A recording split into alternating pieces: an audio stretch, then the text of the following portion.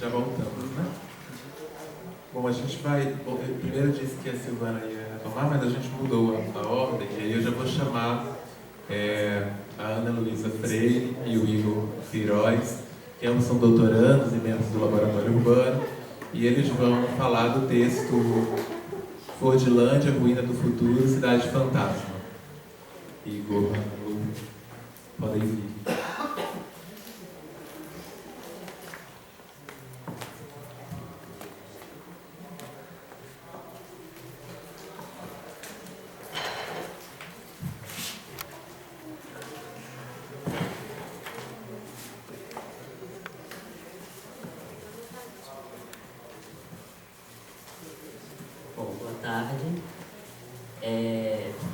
Ana Lu e eu vamos apresentar esse texto, que está também na seção Experiências. O texto é intitulado Fordlândia, Ruína do Futuro, Cidade Fantasma. E aí, pongando na carona de Silvana, a gente vai falar um pouco também do que foi o processo de escrita do texto. Justamente porque esse texto a gente escreveu durante a pandemia. E também não é exatamente o tema de pesquisa nossa, ou pelo menos até então não era o de Ana Lu. Eu pesquiso a relação das crianças com a cidade, Ana Lu pesquisava Natal, que é a cidade dela, a partir dessa ideia de ruína do futuro.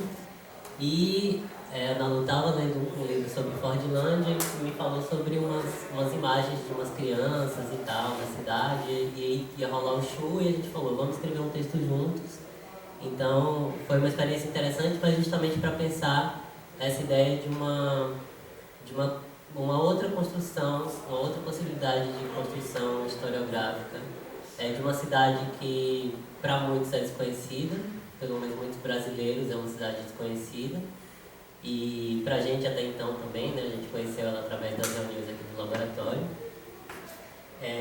E aí, para quem não conhece, a gente reuniu algumas imagens que antes de publicar no texto, essas imagens não estavam no texto, e por sugestão de Paola, a gente inseriu essas imagens que de certa forma, criam essa ideia do que trazem algumas pistas do que é essa cidade construída no Pará por encomenda, e a gente pode falar de uma encomenda, né, do Henry Ford, justamente pelo fato dele nunca ter pisado nessa cidade que ele construiu aqui no Brasil. A cidade foi fundada em 1928 e foi uma cidade que faliu também, né? Então, no final dos anos 40, ela foi desocupada pelos americanos aqui no Pará.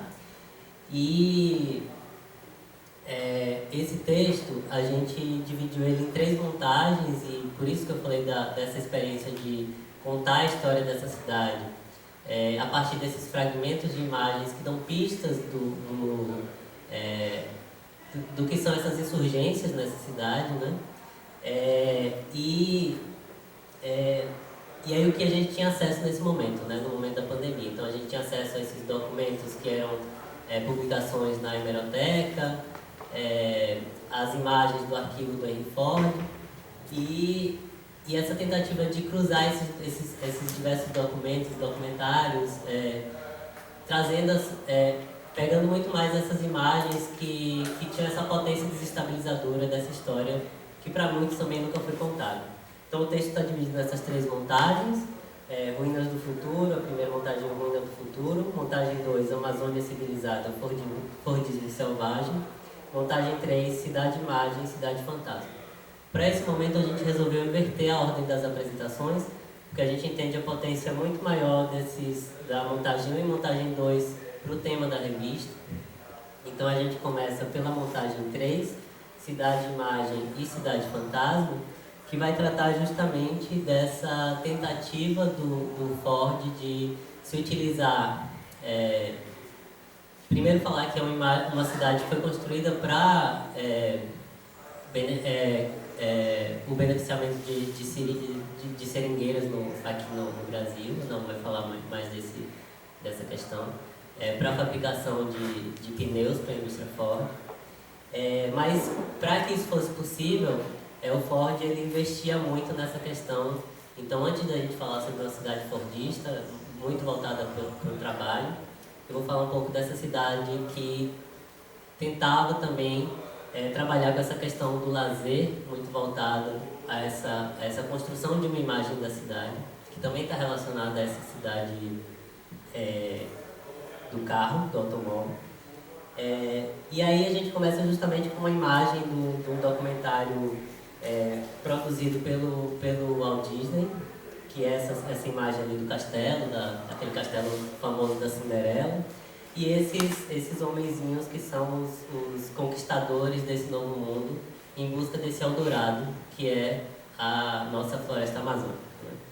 E o Walt Disney esteve em Fordlândia, a despeito do Henry Ford, que nunca pisou o pé lá.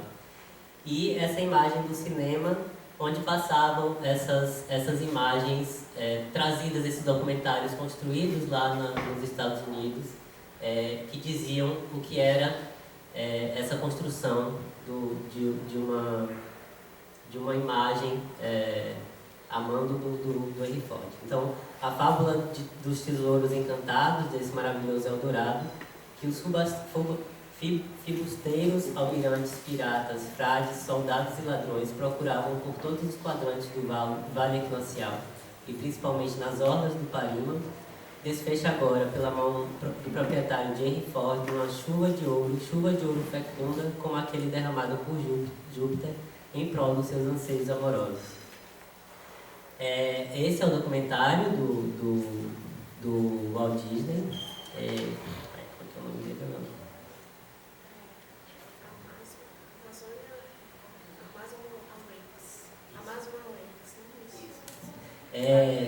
E que era esse documentário que também era exibido era exibido nos cinemas no Brasil e também eram exibidos naqueles cinemas na Fordlândia, né? Então, o que se fez em Fordlândia já é notável sob todos os pontos de vista e pode ser facilmente apreciado numa fita que todas as tardes, a partir das 17 horas, está sendo exibida no Cinema Odeon, na Sala Azul. Mostra a ela o que foi a Amazônia no seu efêmero progresso e indica-nos os passos gigantescos que Henry Ford está dando para sua restauração. Passado, presente e futuro desfilam na tela numa série de paisagens, coisas e fatos que são um verdadeiro ensinamento para todos os brasileiros que querem conhecer o seu país. Ver esta fita é conhecer uma das grandes realizações da indústria moderna do mundo e perceber que, enquadrada no Brasil, a nossa terra só tem a esperar dessa realização um formidável influxo de vitalidades para o seu progresso. Essa é a imagem, né, desse homem que, nessa tentativa de não era só uma construção de uma cidade, mas uma instauração de uma cultura no Brasil, um tipo de cultura que vai estar relacionada à alimentação desses homens, homens saudáveis, né, preparados para o trabalho. E essas são um pouco das definições que a gente encontrou nesses jornais de quem era esse Henry Ford, né? O seu titânico empreendimento, no caso de Fordlândia, uma obra ciclópica bem própria do vertiginoso progresso dos nossos dias. Ford virou um mito do Eldorado de cabeça para baixo, o homem mais rico do mundo, o Jesus Cristo da indústria, como o escritor brasileiro intitulou Henry Ford. Isso foi o Monteiro Lobato que falou. E o Moisés do Novo Mundo, como foi chamado por outro autor. O reino de Fordlândia era decididamente secular e sua magia era tecnológica. Isso aqui a gente colocou em homenagem a Sinira, numa discussão que a gente estava falando sobre a caixa d'água. Então, o próprio Henry Ford falava, né? Se eu tivesse o último dólar no bolso, eu gastaria com propaganda. Então, se você vai hoje a Fordlândia, a gente não foi, mas se você vai hoje a Fordlândia, a primeira imagem que você tem chegando à cidade é justamente a caixa d'água, onde tinha a marca da Ford aqui estampada, e ainda é essa marca que persiste, né, nessa cidade nos dias atuais. E aí,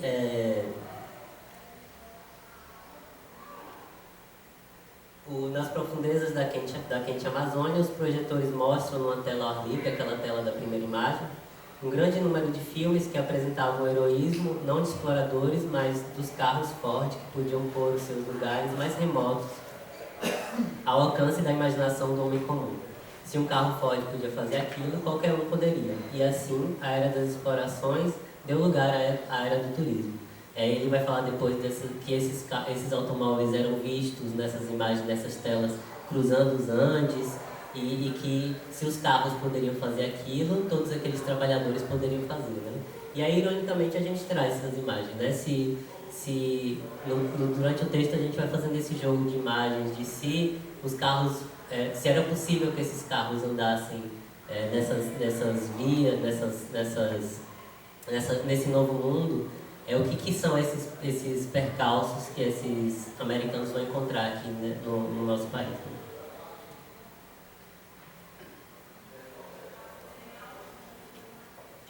Continuando, então, né, a apresentação do texto, eu vou agora para a montagem 1. Assim como a imagem anterior do carro, do modelo T atolado nas ruas de Fordlândia, a gente traz... a gente traz agora outras imagens, mas que também elas foram encontradas elas foram encontradas quando a gente estava buscando exatamente essas fissuras nessa história teleológica da cidade, né? Então, assim, essa imagem me chamou bastante atenção, é a imagem do relógio de ponto quebrado, é uma imagem de 1930. Ela me chamou bastante atenção porque ela é uma das únicas que traz uma imagem de algo feito pelo homem, mas que estava destruído. Então, se a gente tem uma coleção assim, de fotografias que trazem a destruição da natureza para que se dê a construção daquela cidade, e essa daqui a gente tem algo diferente nela, né? Então a gente faz uma composição nessa primeira montagem, traz essa imagem do relógio de ponto e traz duas citações. Uma delas é essa do Walter Benjamin, que fala o desenvolvimento das forças produtivas fez cair em ruínas os símbolos do desejo do século anterior, antes mesmo que desmoronassem os monumentos que os representavam. Com o abalo da economia do mercado, começamos a reconhecer os monumentos da burguesia como ruínas antes mesmo do seu desmoronamento. E a outra citação, não é essa daí não, essa daí é mais adiante, mas eu tenho ela aqui, é uma citação que é uma nota bastante otimista do Jornal do Comércio, de 1929, que ela vai um pouco no sentido de dos fragmentos que Igor leu, né, falando da Fordlândia como esse novo Eldorado, que vão entrar rios de dinheiro no país, vai ser responsável por uma nova... por revigorar o ciclo da borracha, enfim, né, trazendo essa responsabilidade toda aí para a criação dessa cidade. E aí, a partir dessa fricção entre esses fragmentos, a gente fala sobre a coexistência dessas histórias, de outros atores, de outras histórias, a história oficial, assim, com O maiúsculo de Fordlândia, né? E então a gente explica que aquela imagem do relógio de ponto, ela foi fotografada logo após uma revolta chamada Revolta do Quebra-Panelas, que aconteceu em 1930, quando houve uma mudança na forma de distribuição da comida, né, da alimentação deles no refeitório. E o que fez com que se formassem filas enormes, com centenas de pessoas, que isso levou a uma briga, né, com os supervisores, e até que se deu de fato um estopim ali da revolta, em que tudo foi quebrado. Mas além disso, a gente também traz outros fragmentos de jornais da época, que eles vão falando sobre como se Fordlândia, por um lado, existia esse ideal da cidade para trazer um ideal civilizatório, né? E trazer essa nova cultura seria melhor, né, do que ali existia. A gente tem alguns fragmentos que também eles vão nos mostrando como os acordos trabalhistas combinados eles não eram cumpridos. Em alguns casos, os trabalhadores denunciavam um sistema similar ao da escravidão, quando eles conseguiam fugir e chegavam em outro local, e a gente vai elencando essas outras histórias aí.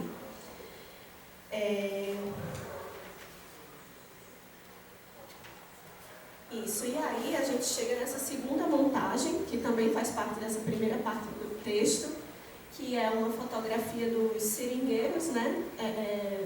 Fazendo ali o trabalho de maneira mais vernacular, e uma fotografia do afresco do Diego Rivera, que fica na fábrica do Ford, em Detroit.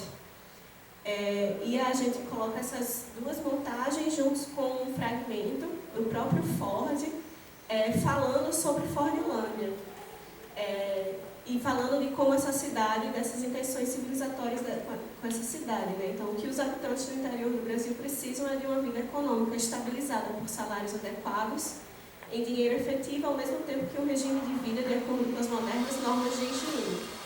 Temos muitas esperanças sobre o futuro desenvolvimento de milhões de hectares de terreno no Brasil e outras nações sul-americanas que jamais foram tocadas pelos modernos métodos de aproveitamento sistemáticos de recursos naturais.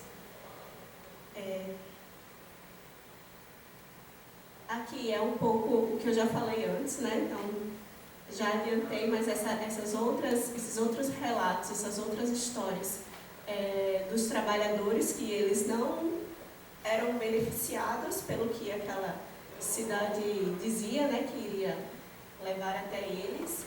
Pode passar, por favor. E aí, uma outra montagem que a gente faz com uma imagem dos flagelados da seca com o cemitério de Fordlândia. Porque a gente explica que a Fordlândia, ela foi um projeto, né, ele foi finalizado em 1945 por um decreto mesmo, que o governo brasileiro paga uma indenização à Fundação Ford. Um pouco antes disso, houve uma tentativa de fazer com que a cidade desse certo, junto com Belterra. Foi outra cidade construída no final dos anos 30 também, pela companhia Ford. Quando o suprimento de borracha ficou ilhado, né, por causa da Segunda Guerra Mundial, e aí um novo acordo entre o Brasil e os Estados Unidos fez com que fosse necessário tentar produzir mais borracha no Brasil. E aí para essa região foram, enfim, não somente para a região de Fordlândia, mas também para essa região foram levados em torno de 60 mil flagelados da seca, que seriam os soldados da borracha. E aí a gente traz uma nota no texto que lembra que foi em torno de 35 mil dessas pessoas morreram na Amazônia nessa época, mas eles não tiveram nenhuma indenização por parte do Estado como os soldados que foram para a Itália. E isso aconteceu somente em 2015, então uma tentativa que a gente faz também de trazer a história para o momento atual, né? E aí a segunda montagem é quando a gente continua buscando esses levantes e aí a gente vai falar um pouco sobre esses outros sujeitos, né? A gente estava tentando estudar um pouco essa questão dos outros sujeitos da paisagem, que não só os humanos. Na época a gente estava lendo a Ana Tsing aqui em grupo, e a própria Ana Tsing cita Fordlândia, e a gente traz essa discussão para o miolo do texto a partir dessa montagem aqui. A gente traz uma primeira imagem de uma ilustração da Fordlândia idílica, me lembra aquelas flâmulas do paraíso que a Ariadne até trouxe ontem, né? Então essa cidade ideal, o paraíso, com a imagem da folha da seringueira doente, encontrada no arquivo Ford, e mais duas citações. Uma que ela fala da fábrica de Ford em Detroit como se fosse uma selva, faz essa analogia, né, entre a dinâmica, o movimento das estruturas da fábrica com a selva, e a outra é uma Citação da própria Ana Tsing, que fala sobre a questão da técnica e a natureza. Então, ela fala da modernidade é, entre outras coisas, o triunfo da destreza técnica sobre a natureza. Este triunfo requer que a natureza seja limpa, relações sociais transformadoras. E aí, a gente coloca que foi exatamente esse impulso de limpar essas relações sociais, que não as humanas, que não as relações hierárquicas, que causou essa falência de Fordlândia, né? Desde o seu início, assim, a intenção da cidade de que se fosse feita uma monocultura, uma plantação extensiva de borracha, ela não considerou que a seringueira ela só se desenvolve bem no ambiente natural da Amazônia, porque ela está ali em companhia de outras espécies, e é exatamente essa companhia de outras espécies que impede que o mal das folhas ele se espalhe. Uma vez que só tem seringueira, essa doença consegue proliferar, porque ela não encontra outras espécies que não permitiriam, né, essa proliferação do fungo. Pode passar, por favor. E aí a gente fala que essa concepção mesmo de desconsiderar os outros sujeitos da paisagem, ela tem a ver com essa concepção tábula rasa de estabelecimento de cidades, que a gente vê que aconteceu por todo o desenvolvimento das Américas, né? Principalmente aqui da América Latina, que acontece até atualmente. E aí a gente estava escrevendo esse texto, terminando de escrever esse texto, quando estavam tendo aquelas queimadas no Pantanal, em 2020, que, enfim, depois disso, todos os anos isso se repetiu e se repetiu na Amazônia, e a gente sabe que o número dessas queimadas só vem crescendo, né? Mas na época a gente traz um pouco isso para também demonstrar como que esse pensamento do desenvolvimento ligado a uma noção de tábula rasa ele ainda é presente. E aqui são algumas imagens da revista Manchete, se eu não me engano, da época da ditadura militar, de como que eles continuavam encarando também a Amazônia como esse inferno verde, que era preciso domesticar, e que isso ressoa nesse governo, né, que ainda está estabelecido. Aqui são algumas imagens das tentativas que eles faziam de manipular a seringueira, de enxertar diferentes árvores para que ela conseguisse se desenvolver. Pode passar, por favor. E é isso.